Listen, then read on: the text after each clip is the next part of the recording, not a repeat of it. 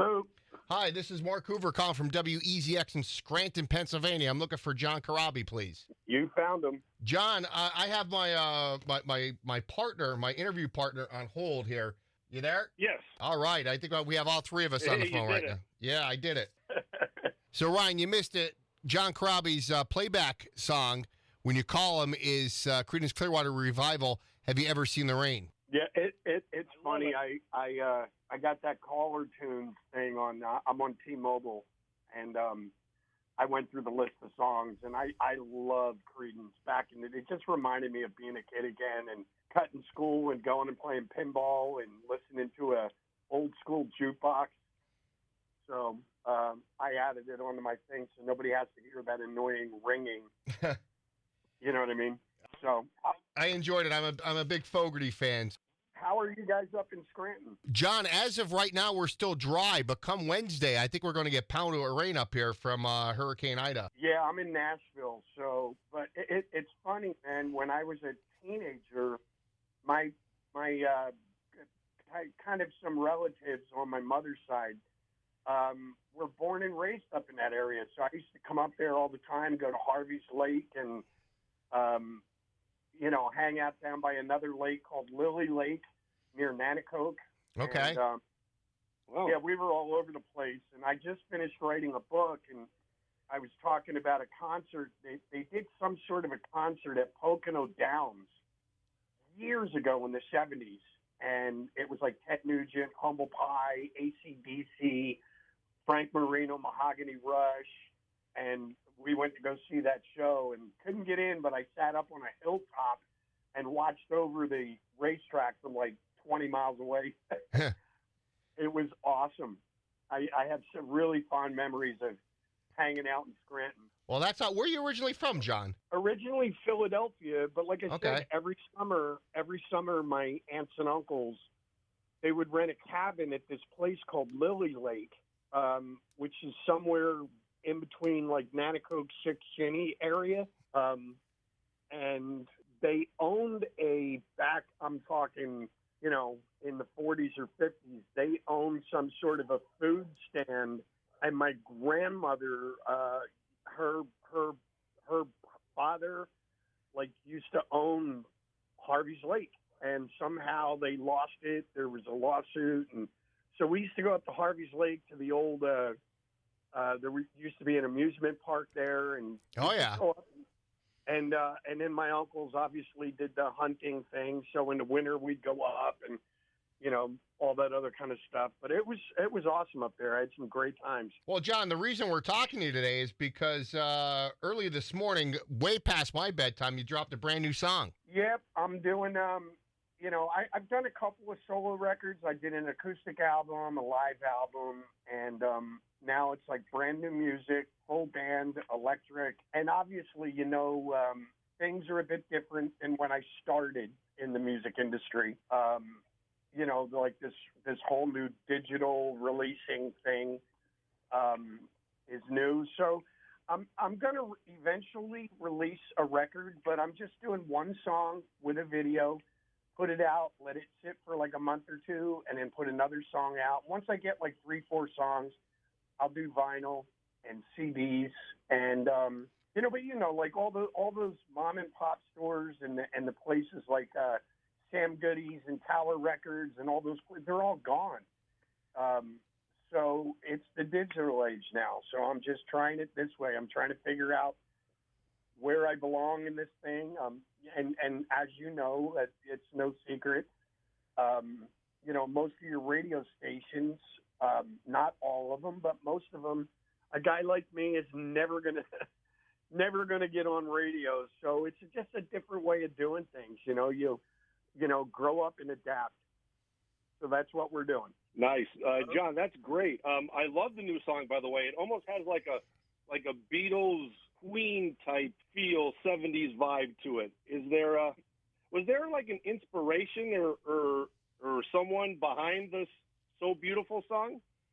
No, it's funny. Like I wrote it. I've got some stuff, man, that's all over the map. I've got some songs that I've written that are, borderline jazz, like Sergio Mendes and Brazil '66, if anybody remembers that band. So I'm all over the place. I just love music, so I'll write something, and then you bring it to the band. Like most of the time, you'll bring it and suggest it to the band, as in the song Casa Bella. I kind of wrote this a while ago when the Dead Daisies were doing the Burn It Down album, and I just kind of throw it out there on the table, and everybody listened to it, and they're like, well, it's cool, but it's not what we do. So you get kind of, when you're in a band, you kind of get pigeonholed into a format. And I've always been a Beatles fan. I've been a massive Queen fan forever. And like two of my favorite songs by each one of those bands, like Beatles, for some apparent reason, I love Penny Lane. Don't know why. The bass in it, song, the melody, the lyrics, it's so great. And then I've always loved Killer Queen by Queen. So I sat down and I wrote this song, and when I brought it to Marty, I was telling him, I said, man, I'm really kind of hearing this be like, no, I can't say it sounds like, but it's inspired by it. I said, I'm really kind of feeling Penny Lane vibe, Killer Queen vibe. And he got it immediately. So we put it together, recorded most of it at my house, and I gave it to Marty, and he did his thing to it. And I said, you know what? Now with me just doing one song at a time, there's no being, it's not like you're being pigeonholed where the album has to have a thread or the band. It's like, you know what I mean? I can do what I want. Right. So I'm kind of enjoying. So John, who's in your band now with this new song? Well, to be honest with you, my son is my drummer. I've had a bass player, for 10 years, this guy Topher Nolan here in Nashville. And I've got two guitar players. Unfortunately, they're on tour right now with Ace Frehley. So, having to deal with everybody's schedules, I did all the acoustic guitars, the piano. I did all of the guitar work. And I actually played bass, and I did MIDI drums for it, the song initially, when I sent it to Marty. And then I had a very good friend of mine, D.A. Carcos, who was with me on the acoustic record that I did. I got D.A. and a couple of other buddies, Matt and John Farley. They came in, and we did all the backing vocals. So basically, a majority of it is me on all the instruments, but then Marty took it, and he wanted a little more of a McCartney feel on the bass. So him and his son literally played the bass and the drums, and they reworked a few things, added some horns, and then we went from there. Nice. I did see the video today. Was that Jeremy Asbrock playing guitar? Yes, that's what I was saying. Jeremy and Phil Schaus have been with me, my solo band, forever. And then we did a cruise a few years back, and Gene Simmons saw them playing, and so he hired them for his band, and then Ace Frehley liked them, so then he hired them for his band. So that's what I mean, trying to get into a recording studio with everybody's schedule has been a little hard, so I'll play a majority of the stuff that I can play myself, and then if I can't, then my son will play drums, or Evan, Marty Fredrickson's son, Evan, he played drums on this one.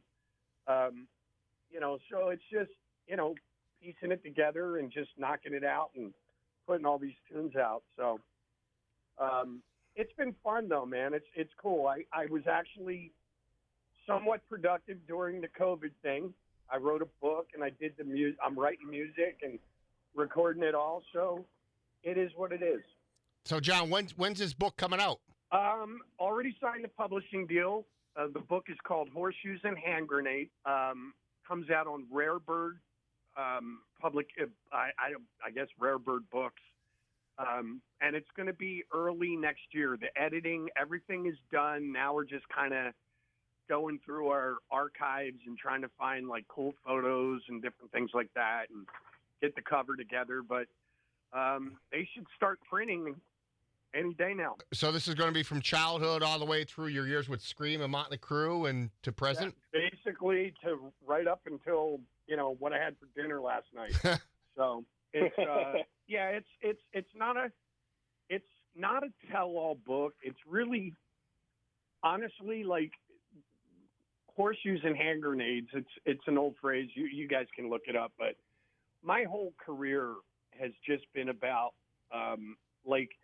being at the right place, but the wrong time. I didn't plan on being in as many bands as I was in, but that's just the cards that were dealt to me. So the whole book is just really kind of about perseverance and just all of the weird things. There's a lot of things that a lot of people don't know about me. So I just put it all in the book. It's a tell-all. It's as honest can be. And, we'll see what happens. Nice. So, John, you said once you get a couple songs, you're going to do a release of the CD and maybe on vinyl. Yeah, but right now, I mean, God, the last probably 10 years, man, the record sales have kind of been in decline. So there's only really a handful of people anymore that like the actual product. I mean, even my wife, for an example, like, she loves bands, like she loves Iron Maiden, loves Scorpions, all this stuff. But it's rare for her, like, to go and buy a record. She'll just go online and look for the song, and then, like, I like that song and that song. And then she'll download those too. So I kind of rethought everything. Marty was he was instrumental in showing me, like, this new method of doing things. But also the last couple of years, like I said, there's no more Tower Records or Sam Goody's or even Walmart and Kmart. There's records. The records that they do sell are very limited. I think they only sell like the top 20 on Billboard, and then after that, it's nothing. So what I was going to do is I was going to put a few songs out. And then, after a little while, like, do a run of vinyl, do some CDs, because most of the stuff that you sell nowadays is through Amazon and at your show. So, and then obviously I'll sell them on my web store as well. But that's it. You know what I mean? So it's a new time. It's a new way of doing things, and I'm just trying to figure it out. Yeah, I'm definitely in the minority because I still buy product. I'm all about. I get disappointed on record store day when I see all this amazing stuff coming out and it's all on vinyl, and I'm like, I want it on compact disc. It drives me nuts. Yeah, and it's funny, dude. The last record I did on Rat Pack Records, one of my solo albums, Joe O'Brien, the head of Rat Pack, he's the owner. He's like, yeah, dude, we're doing vinyl and we're doing the CDs and cassettes. And I go, what? What do you mean cassettes? He goes, watch. I'm telling you, watch. And they literally did like 1,000 cassettes, and they sold out in like 24 hours. And I'm just sitting there going, wait, what? Like, so compact discs now are passé? Vinyl and cassettes are in. So it's just like you can't, and tomorrow I'll wake up and it'll be like, laser discs. And I'm like, wait, hold on a minute. You know what I mean? So I'm just trying to figure it out and see where it's going. And the other thing, the reason why I'm waiting is, with everything that happened in COVID and everything, if you put an order in for vinyl, it takes like 8 months to get it. So all production, everything's so backed up. It's just a new time, man. So I'm just trying to figure it out. I'm trying to keep my fingers crossed and hope by some odd miracle that a DJ like yourself will go, this killer tune, you know what? We're going to play it, whatever. And it'll spark something with the listeners. But it is what it is, but I'm having fun. I'm enjoying life. And, again, I can't say it enough. It is what it is. Now, John, I see that your tour schedule is a little light for the fall. Are you taking it easy and waiting to see what happens with COVID? Or Well, actually, for the last, 2019, I was busier than hell. And then 2020 came, and I was literally on tour when the COVID thing started hitting, and then all my shows started dropping out. And now even like right now, technically, I should have been in Mexico doing a bunch of dates down there, and then I was supposed to do something with Molly Hatchet in early September, like September 4th. And all those shows they dropped out and they got postponed to a later date because of everything that's going on. So I'm just kind of waiting. I mean, there's no point. I can't. I'm just waiting till things like really, really start opening up again. And because I don't want to do that to the fans. It's like, hey, I'm playing. No, I'm not. Sorry. I'm just waiting to see what happens. Man, that's the thing. Because I was wondering. So, John, when you were thinking about doing the show in Mexico, were you going to do much like a lot of the stuff that was on your Unplugged album that you released? To be honest with you, my acoustic shows, and all the shows that are on my site now are all acoustic. I'm waiting, obviously, to get all the guys back in Nashville. Like I said earlier, Phil and Jeremy are out with Ace Frehley. My son even tours on occasion with a band called Rehab out of Atlanta. So they all have tour dates. They're playing here and there. It's really spotty. So I'm just waiting for all those guys to get back and rehearse this stuff up. And in the meantime, I'm doing acoustic shows. And my acoustic shows are really kind of it's really a cross between a storyteller's thing and a comedy show. Like, I just kind of, I have fun with it. There's no rhyme or reason to anything. And I literally do Scream, Motley, Union. I do some Dead Daisies. I do some of my newer songs that I did on my acoustic record. And then I even do some covers. I do some Creedence, some Aerosmith, some Zeppelin, some Bowie, whatever. It's a little bit of everything. Now, John, Nice. just to bring up Motley Crue really quick, I do want to tell you something. Not only is your album with Motley Crue my favorite Motley Crue album, it is probably in top 5 favorite albums of all time. Well, God, I appreciate that comment. That's big. It is, to me, it's one of those albums, like if that was released today, it sounds just as fresh as it did back in 94. It doesn't sound dated at all. And I just think the production on it is amazing. Absolutely, positively amazing. Yeah, Bob Rock was a mad scientist on that one. And you know what, dude, like, somebody asked me a couple days ago, they're like, hey, do you have any regrets? And I'm like, I'm not that guy. I had a blast doing that record. And again, there's going to be some naysayers that were not fans of that record or didn't like the fact that Vince Neil wasn't in the band anymore, and that's fine. But I had a blast doing the record. I'm proud of the record, and but at the same time, I'm also the type of person, like, as much as I love that record, I love the guys. I'm not looking backwards either. I used the analogy the other day. It's like life is like driving a car. If you're moving forward, but you're looking in the rearview mirror, you're going to hit something. So it's like the Motley thing was done. I had a great time. It's been put to bed 30 years ago almost. Mm-hmm. And I'm just trying to move forward. Now, John, I know you're in Nashville. I know Mick's in Nashville. And there was some comments that Nick made about 3 years ago that you and him were collaborating on some songs and stuff. Did that ever happen, or? No, I actually sang a couple of songs for Mick that he had already finished, and we talked about doing some writing. But when we talked, it was prior to him doing that The End tour. Mm-hmm. And then I talked with him, and then I got offered the Dead Daisies gig. So both of our schedules just went completely bonkers at that point. And we just kind of went left and right.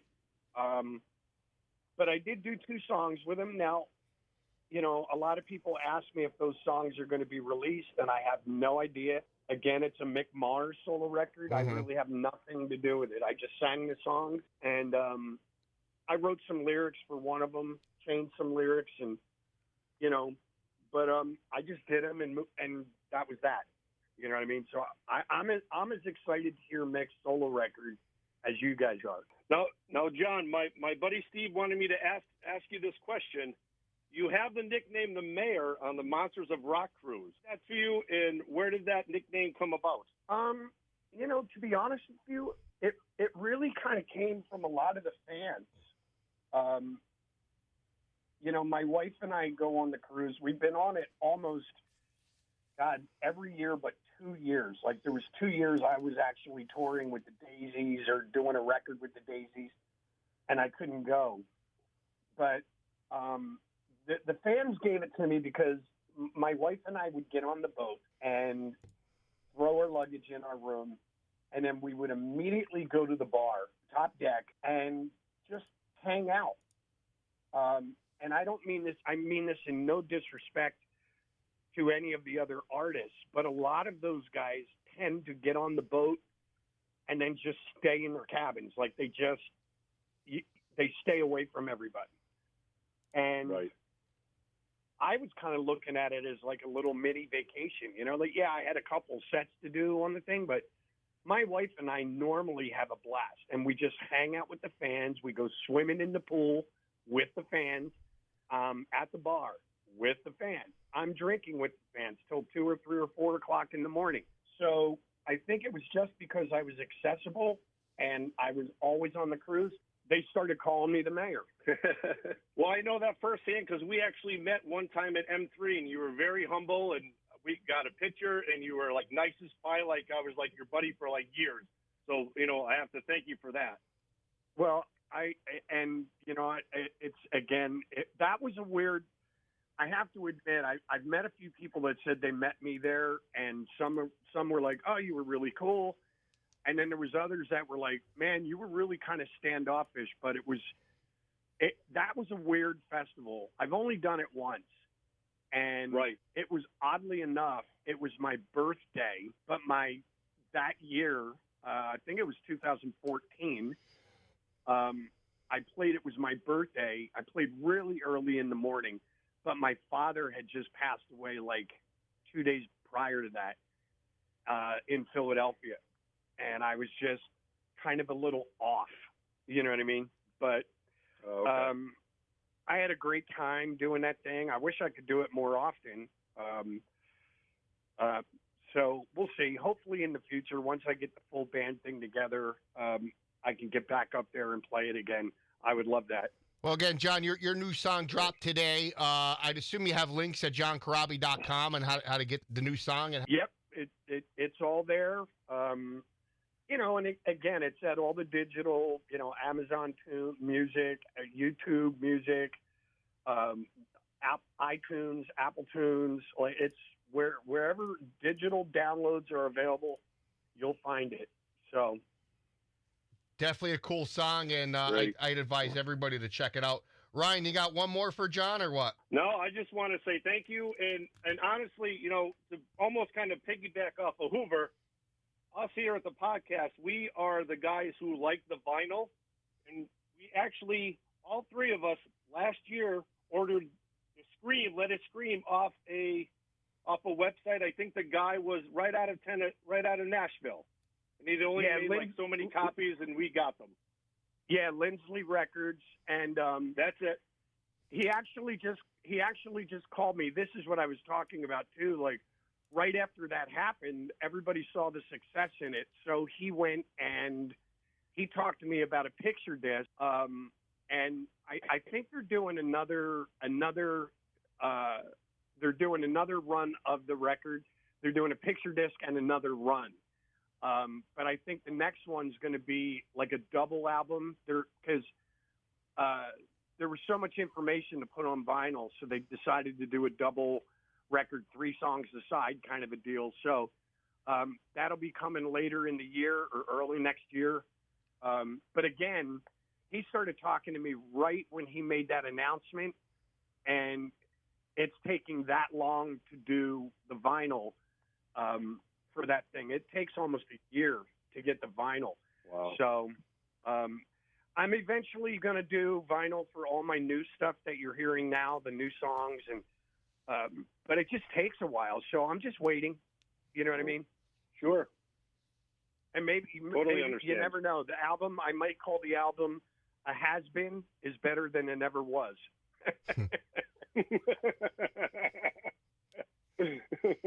No, thank you. Thank you for your time, John. I really appreciate it. And John, if you ever want to come back up to Northeast PA and hang out, me and Ryan we'll drive you around to Harvey's Lake and Anacoke.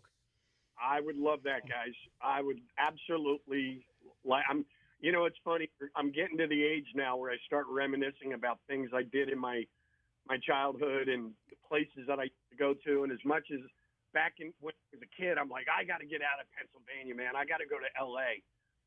But now it's like I can really, truly appreciate the beauty of Pennsylvania. You know what I mean? Is there any clubs in Scranton? Ryan, the one that John and played at a couple years ago here, is that still around? It's a different name now. I don't believe so. That was Yeah, one. that was the only place it would probably get a really good spot in would be Penn's Peak, or maybe Theater at North. But that's not a club. Yeah. There's no booze there. It's weird. That's the other thing. It's like you're starting to see all these legendary, like every city back when I started touring with the Scream, every city had a club where you could go see rock music. Right. And now it's like, you're sitting here going, wow. I get people all the time like, dude, when you going to come to Scranton? When you going to come to Rapid City? And I'm like, it's not like I'm just driving around in a station wagon looking for places to play, dude. I got to be, A, I got to be invited, and B, you kind of have to have a club in Rapid City or Scranton. You know what I mean? It's like I can't do anything about that. We used to have one in almost like every corner, like every couple of miles. We used to have rock clubs. There's probably a dozen I could rattle off, and now we can't even think of one. Yeah, it's weird. I know. I played up there a few times, even when I was playing guitar with Rat, as late as 05, 06, 07. But I just don't hear about anything anymore. Yeah. So I don't know. We'll see. It's a new world, like I said. It is what it is, and John Corabi's just trying to figure out where his little space is in that world. So. Well, John, thanks again for taking the time today, and good luck with the new song, and hopefully we get to see you one of these days in Scranton. I hope so too, buddy. Trust me. All right. Thank you so much. All right, boss. Thank you, guys. All right. Bye. Thank you.